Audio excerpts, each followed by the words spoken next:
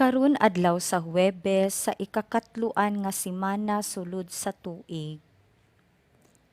Si Jesus wala mutalaw sa mga panghulga ni Herodes kay siya hingpit mang nakasentro sa iyang amahan ug sa misyon nga gisangon kaniya. Ug sayod siya nga walay makadagmal kaniya hangtod moabot ang oras. Kini nanukad ni anang hingpit ug radikal nga pagsalig diha sa gugma sa iyang amahan ug sa pagtahan ngadto sa kabubut-on niini. Si San Pablo nagdapit kanato nga harungon ang mga hagit ug ang mga kakuyaw libot kanato pinaagi sa pagsulob sa Dios nung hinagiban ug panagang sa kamatuoran, sa hustisya, sa kasibot, sa pagtuo, sa kaluwasan ug sa pulong sa Dios. Sa laing pagkasulti, ang pagdapit ni San Pablo nga atong isulob si Kristo ug ang kuno nato ang hunahuna ni Kristo nga maoy mo paniguro nga kita magpuyo ug motubag sa mga hagit sama sa iyang gibuhat. Madawat lamang nato kining hinagiban o panagang isip grasya sa Dios, dili nato kini maggama sa atong kaugalingon. Busa, pagampo sa tanang higayon nga makadawat kita sa Espiritu ni Kristo. Diha sa pagampo nga kita motubo ngadto sa dagway ug kasamahan ni Kristo.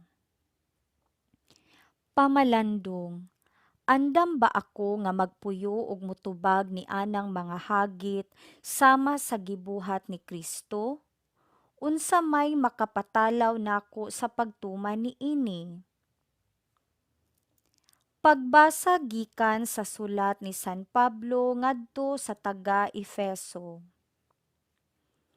Mga igsuon, lig-una ang inyong kaugalingon diha sa pagpakighiusa sa Ginoo pinaagi sa iyang dakong gahom. Isulob ninyo ang armadura nga gihatag sa Dios kaninyo aron makasukol kamo batok sa mga limbong sa yawa.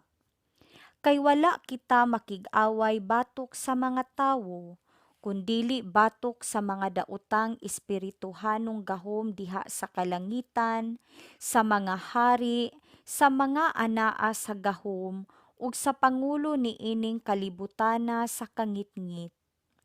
Busa isulob ang tibuok armadura sa Dios ug inigabot unya sa daotang adlaw, makasukol kamo sa inyong kaaway sa walay paglunga hangtod sa katapusan.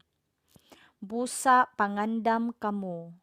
Gamita ang kamatuoran ingon nga bakos, ang pagkamatarong ingon nga salipod sa inyong dughan, ug ang kadasig sa pagsangyaw sa maayong balita sa kalinaw, ingon nga inyong sapatos. Bitbita kanunay ang inyong pagtuo sama sa taming, kay pinaagi ni ini, makapalong kamo sa tanang nagsiga nga mga udyong nga ipana kaninyo sa yawa. Ug ikalo ninyo ang kaluwasan ingon nga panalipod sa ulo, ug gamita ang pulong sa Dios sama sa espada nga gihatag kaninyo sa Espiritu. Buhata kining tanan diha sa pagampo ug pangayo kamo kanunay pinaagi sa Espiritu. Tungod niini, pagbantay kamo ug ayaw gayud paglunga, pagampo kanunay alang sa tibuok katawhan sa Dios.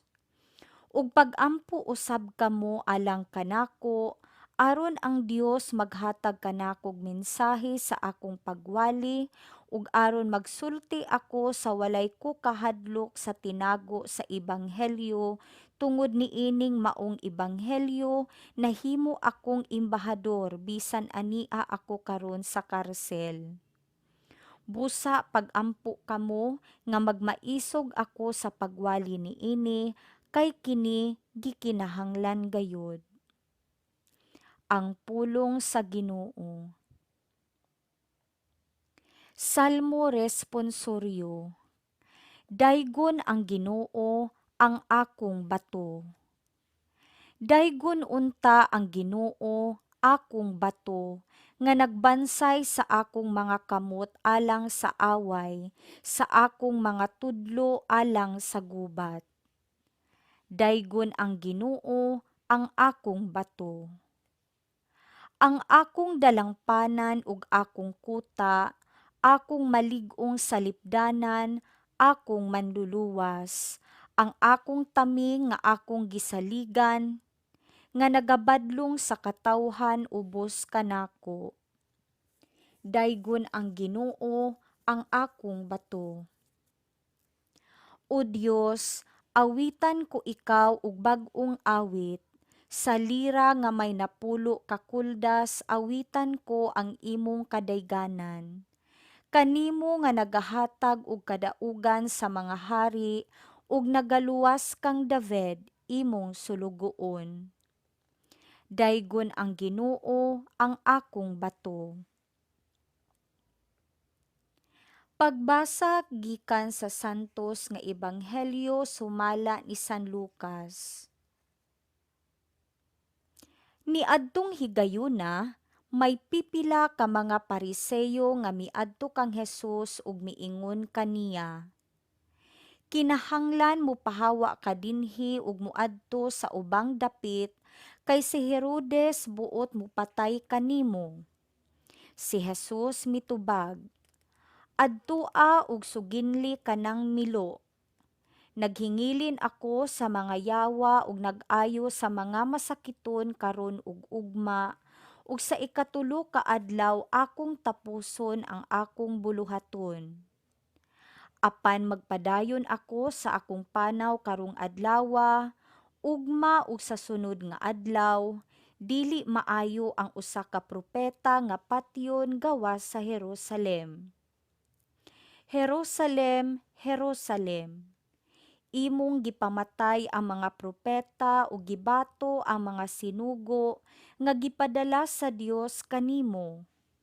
Pagkadaghang higayon nga buot ako mugako sa tanan mong mga anak, ingon sa usa ka himungaan nga nagtigom sa iyang mga piso ilalom sa iyang mga pako, apan dili kabuot nga buhaton ko kini.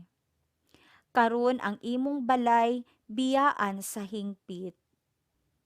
Dili ka na makakita kanako hangtod sa adlaw nga ikaw moingon, bulahan siya nga mianhi sa ngalan sa Ginoo. Ang Ebanghelyo sa Ginoo.